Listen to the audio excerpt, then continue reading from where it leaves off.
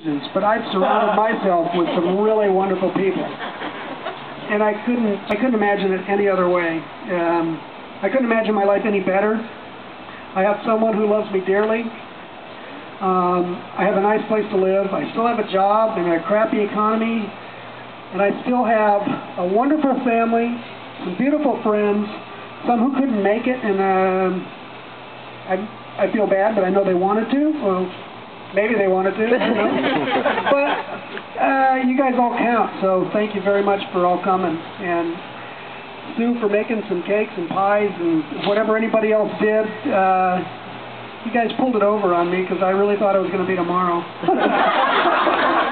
Yay! Happy birthday! And now I'm going to sing.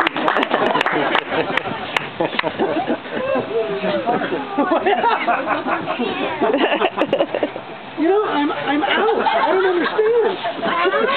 Now.